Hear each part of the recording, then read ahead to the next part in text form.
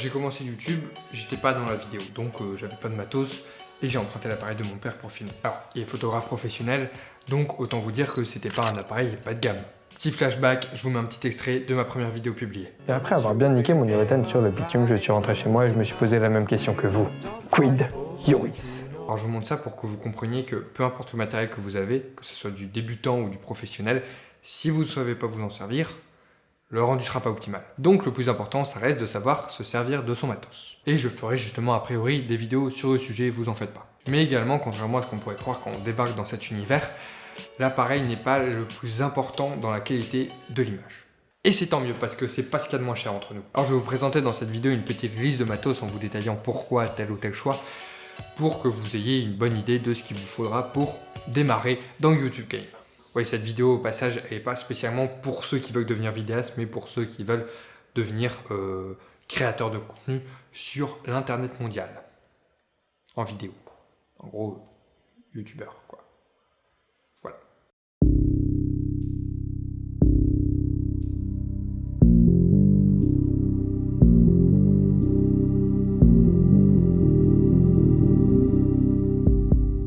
Avant de dépenser de l'argent dans une caméra, concentrez-vous sur le son.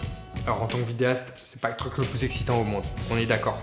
Parce que quand on s'achète un nouveau micro, on est content, ça va augmenter la qualité de notre vidéo. Mais entre ça et acheter un nouvel objectif, c'est... Non, avec ça, Ça, c'est un vrai plaisir de la vie. Mais croyez-moi, à partir du moment où dans vos vidéos vous allez parler, le son, il est hyper important. Parce que quand on regarde une vidéo, on peut s'habituer à une qualité de l'image assez bof. Mais quand il y a une mauvaise qualité sonore, no way, ça va te faire chier jusqu'à la fin. Par exemple, si je commence à utiliser le son du micro interne de la caméra, ça vous plairait une vidéo comme ça? Ouais, non, je pense pas, non. Et le truc bien, c'est qu'un micro, tu l'achètes dans 5-10 ans, est toujours cool. Ce sera pas obsolète, contrairement à une caméra. Et en restant en dessous de 100 €, vous pouvez quand même avoir du matériel correct. Je vais vous donner quelques exemples. Le micro-cravate de chez Audio-Technica à 25 balles. Et croyez-moi, même pour le bien de la vidéo, je m'amuserai pas à tout démêler. La qualité est bonne pour le prix parce que 25 balles, ça va. Et surtout, c'est utile quand vous devez rester à proximité de la caméra, mais tout de même bouger un peu. Par exemple, si vous voulez vous filmer en train de faire une conférence. Ensuite, un micro studio. Je l'ai pas sous la main, mais j'ai le Bird UM1.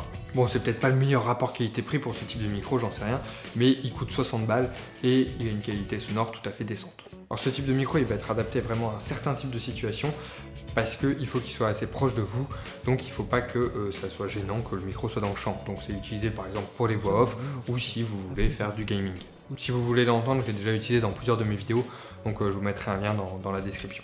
Ensuite, le Rode VideoMic a quelque chose comme 70 €. Moi j'ai le Rode VideoMic Pro, donc c'est la version qui est juste au-dessus, mais il coûte quelque chose comme 200 balles. Et en mode belette, hein, mais... Hop, voilà, ça ressemble à ça. Alors ça c'est un micro qui va surtout servir pour tout ce qui est vlog, parce que ça va pouvoir se fixer au-dessus de la caméra, ça va prendre pas mal de sons ambiants, et il va pas y avoir une énorme différence entre ça et ça. Voilà. Contrairement au micro de studio. En gros, c'est super polyvalent, c'est pas spécialement fait pour ce genre de situation, mais moi je commençais avec celui-là. Le seul problème, c'est que comme on le pose sur le micro, c'est parfois un petit peu loin de nous. Et il faut que le micro soit un petit peu plus proche.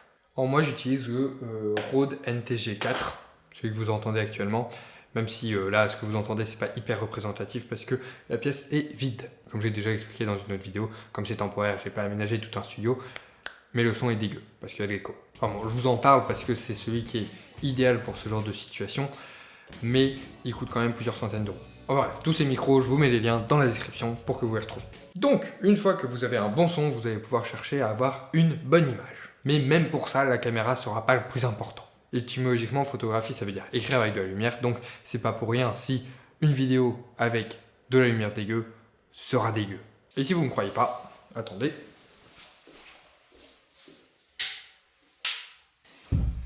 Voilà. C'est pas ouf. Donc investissez dans l'éclairage, et si vous pouvez pas, parce que l'éclairage ça reste quand même assez cher, suivez des petits tutos DIY, je vous en mettrai un ou deux dans la description, ça vaudra toujours mieux qu'un vieil éclairage tout moisi.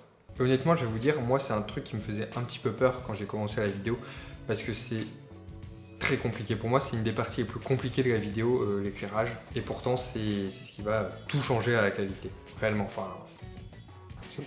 Et là, enfin, on arrive à... Toujours pas la caméra, non.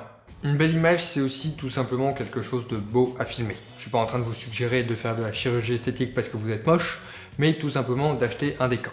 Alors ça se trouve, vous avez déjà tout ce qu'il vous faut, mais achetez rien que quelques petites étagères, des lampes de fond comme ça, qui a un petit effet sympa, plantes, et des trucs dans la thématique de vos vidéos, ça va vraiment apporter quelque chose. C'est toujours largement mieux que de se filmer devant un mur blanc, ou juste un poster de Acme, même si Acme c'est pas mal.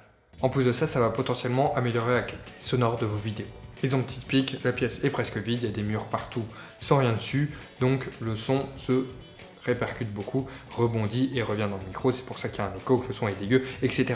Mais si vous avez des petites étagères, des petits trucs accrochés au mur, des tapis au sol et tout ça, bah, le décor sera plus beau, mais le son rebondira moins. C'est d'ailleurs pour ça qu'il y a des mousses au mur dans les studios. Et là, vous pouvez investir dans une caméra. Et quand je dis caméra, je dis bien sûr caméra et objectif. Même priorité à un objectif, parce qu'un objectif de bonne qualité va avoir un impact très important dans la qualité de l'image, et en plus ne sera pas obsolète, rapidement, comme un boîtier. Mais si vous n'avez plus d'argent à cause de tout ce que je vous ai dit, eh ben vous pouvez prendre votre téléphone.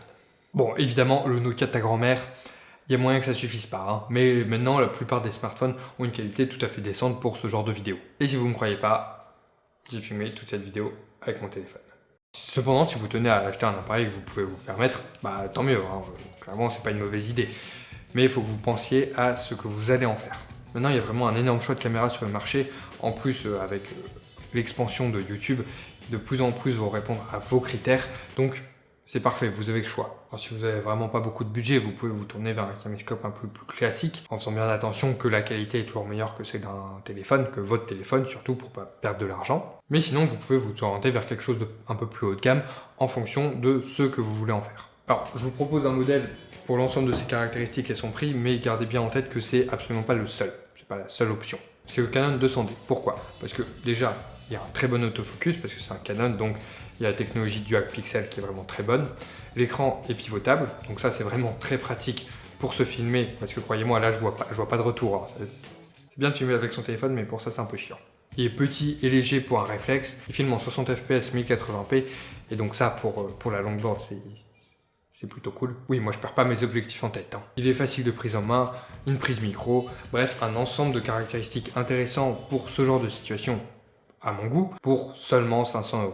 Encore une fois, c'est pas que ça, mais je vais pas vous faire une liste de plein d'appareils. Vous pouvez regarder des comparatifs sur internet, dans des magazines, etc. qui seront bien mieux répondre à ces problématiques. Quoi qu'il en soit, peu importe le matériel que vous achetez, n'oubliez surtout pas de vérifier la compatibilité entre vos outils.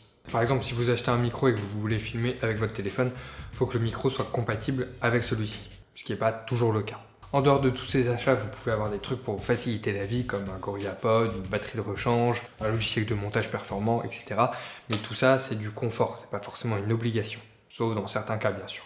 Si je vous ai rien proposé en objectif, c'est parce que si vous achetez un réflexe ou un hybride, vous allez probablement l'acheter en pack avec un objectif de base pour que ça soit un peu moins cher, mais gardez bien en tête que c'est très important. Voilà, j'espère que tous ces conseils vous aideront à vous lancer dans la vidéo et que vous n'ayez plus peur de vous dire que vous devez dépenser forcément des milliers d'euros pour commencer, notamment sur YouTube. Et n'oubliez pas que votre contenu est tout aussi important, voire en fait beaucoup plus important que comment vous le réalisez. Je vous recommande chaudement de prendre ces quelques 2 petites secondes pour cliquer virtuellement sur le bouton j'aime de cette vidéo si elle vous a plu. Et bah, au revoir.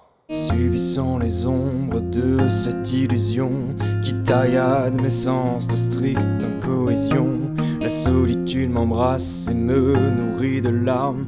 Je m'alarme pour une utopie et me plonge dans le